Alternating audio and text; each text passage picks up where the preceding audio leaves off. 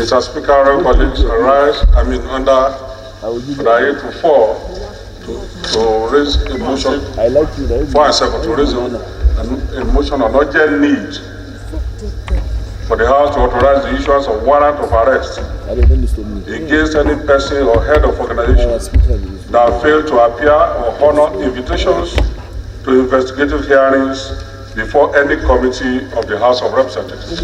Mr. Speaker, Honorable Linda. Mr. Speaker, I've already seconded. No, that was for us to waive. Mr. Speaker, I second this very important motion. For the benefit of all our members present in the chambers. Go ahead, Honorable Faleke. I'm James Abiodun Faleke. I represent the Kenya Federal Constituency. Urgent need to authorize the issuance of warrant of arrest against any person or head of organization that failed to appear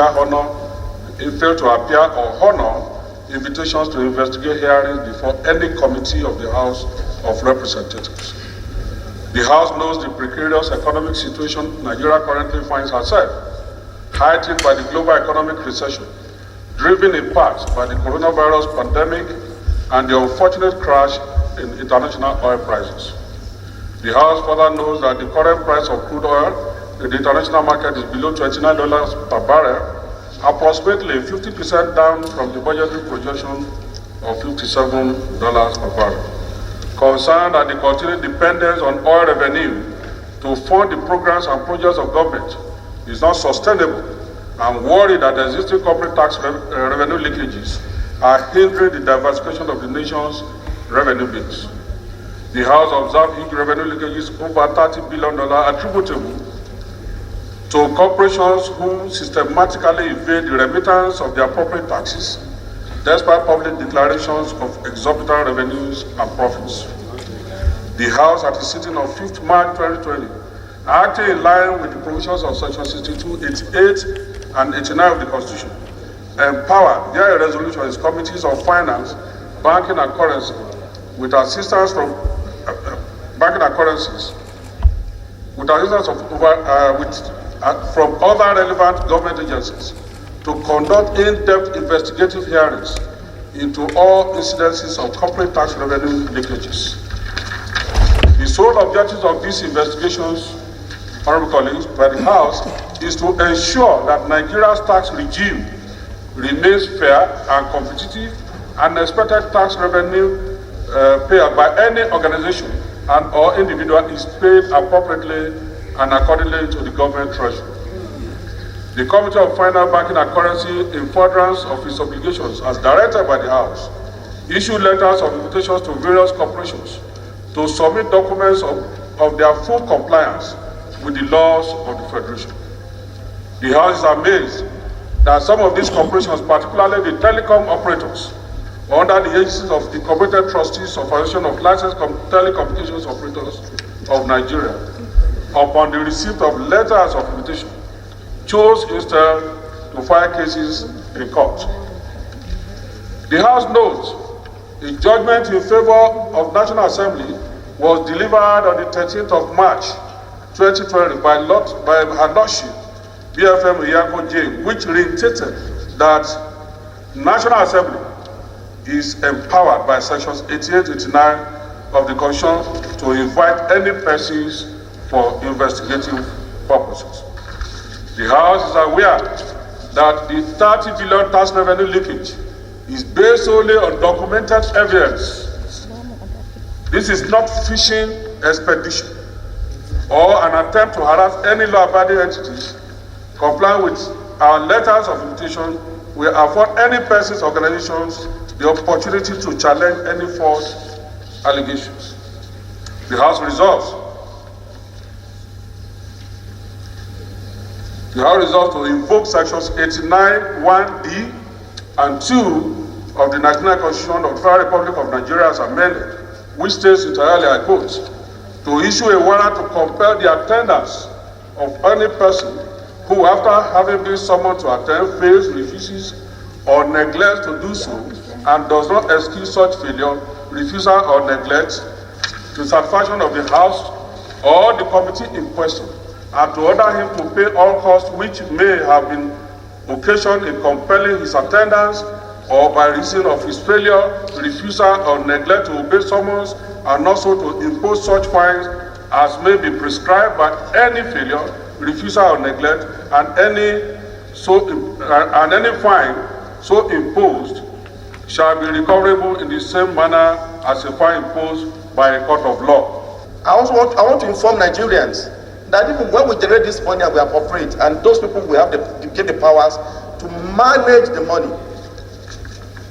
And Section 85(53)(b) expects them to render accounts to the Auditor General of the Federation, Mr. Speaker. Unfortunately, the Auditor General cried in his report of 2017 that over 323 MDAs, corporations, refused to render accounts. It will interest you, Mr. Speaker, that serious organizations that will rely on the plan based on which our annual financial budgets are based, in the last 6 years do not have audited accounts. I mentioned customs, Mr. Speaker. Nigerian customs, even the FRS, Mr. Speaker, that we gave power to collect taxes. They are yet to submit their 2017 and 18 audited accounts. On which basis do we formulate our time theft? On which basis do we formulate our budgets? So, Mr. Speaker, sir, this motion came at the appropriate time. There should not be sacred cows. Nobody is above the law. And like I observed, if Mr. President comes to this parliament in obedience to the Constitution to lay his budget estimates, how much more? I mean, a CEO, the appointee that he appointed, is that the way to pay Mr. President back? By disobeying the provision of the Constitution? By not writing accounts? Mr. Speaker, I will mention names. The DG of Central Organization of Nigeria, we written 4 letters. Mr. Honorable Falek was only this matter by breaking this matter. In our report, which we intend to lay next week, we written 4 letters he has failed to cause appearance, and so many of them. Mr. Speaker, so many agencies have floated subsidiaries to defy the TSA Act, the TSA scheme.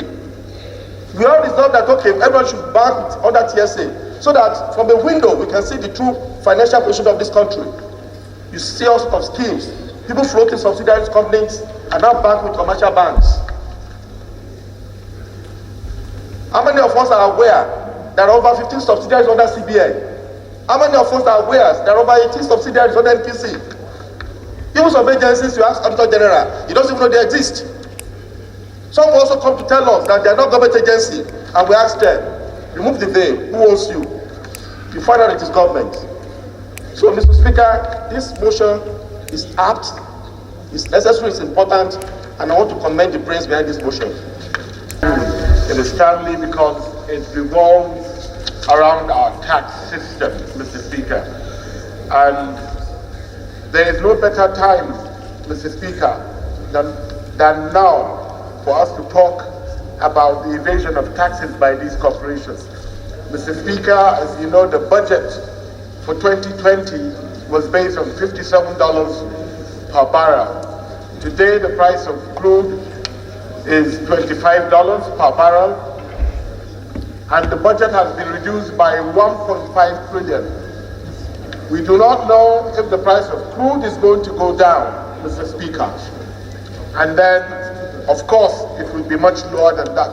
But why I'm bringing this into consideration right now, Mr. Speaker, is because of the low prices of crude oil, what our economy is going to depend on mostly now is tax. The economy needs stimulus, and that stimulus is going to come, a lot of it is going to come from tax. Where there is evasion of that tax by these corporations, Mr. Speaker, it becomes an issue. Mr. Speaker, in the 7th Assembly, I was the deputy chairman for local content. And we investigated a company that had been paid over $10 billion in projects in Nigeria. That company had only one office in Lagos. It didn't have any assets. It did not have anything, Mr. Speaker. So, Mr. Speaker, we are now in a situation whereby the country as a whole will be depending on income from tax in 2020 to avoid a recession.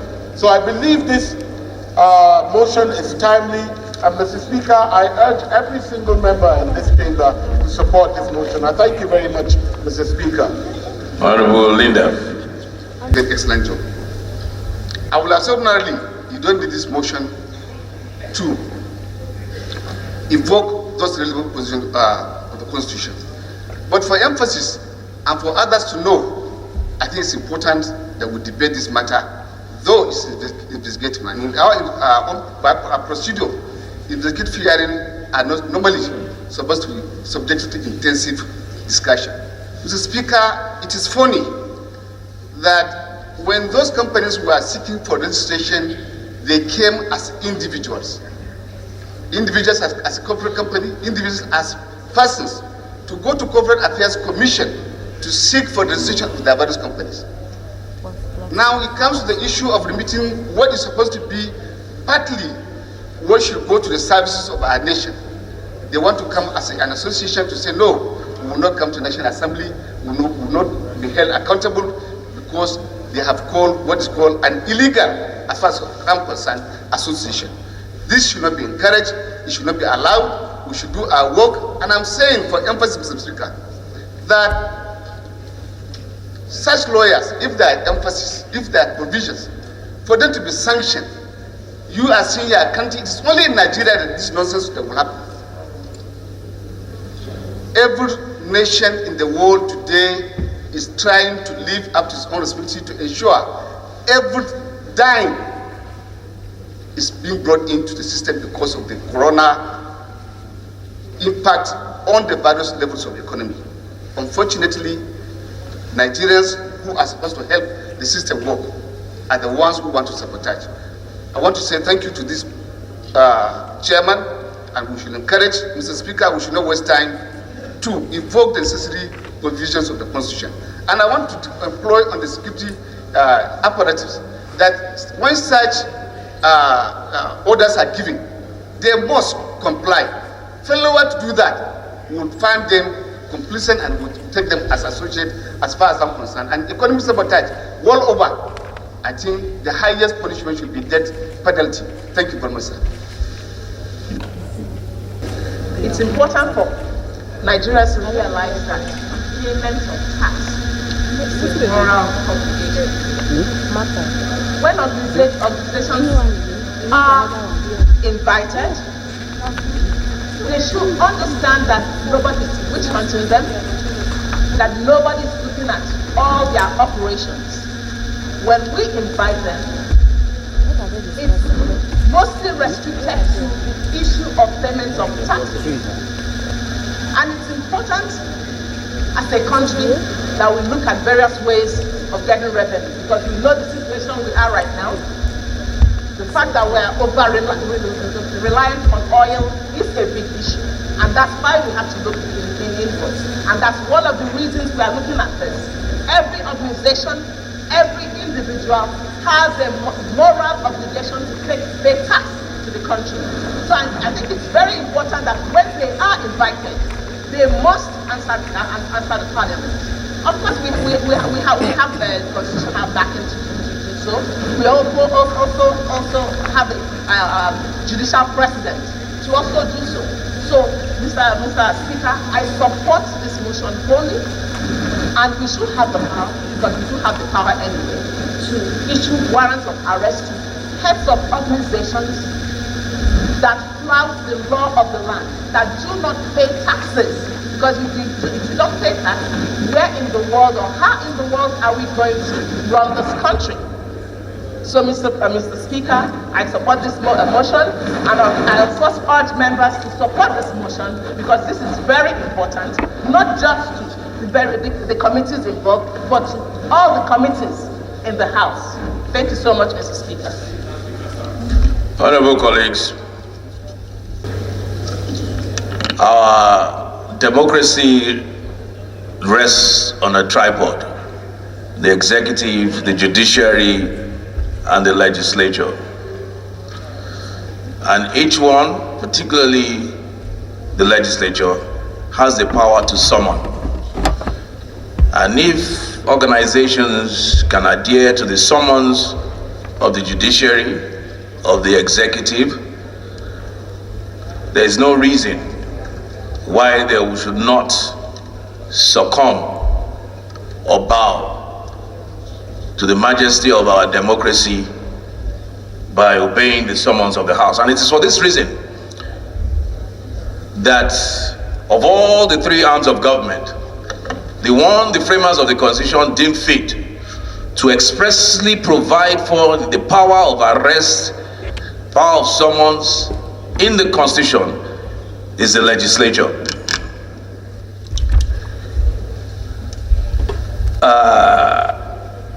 Honorable colleagues, the most important power this House has is that of the purse. If you recall, a couple of weeks ago, this House resolved to set up a committee headed by the Chairman Finance to look into the dwindling revenue, which would affect us, will shake the very foundation of our democracy if we don't make the revenue that upon which our budget is based. To look into the dwindling revenue, the House resolved to set up this committee to find out ways and means upon which we can look for alternative sources of income. I think that was the responsible thing to do, which we did. In their work, and I'm intentionally going around giving a proper background to this, so that when we decide to do what we do, we will find enough justification. In the course of their work, the committee discovered shortage of revenue, either deliberately or inadvertently, by certain committees, organizations, particularly private organizations, in form of taxes. They wrote, and these organizations responded by saying they were not going to appear before the committee because they had simply filed a case in court. When the chairman informed me, I specifically asked him which committees, and I'm going to ask the same question. We're not going to hide or cover any organization. Which of the organizations did you write to that said they could not come before your committee?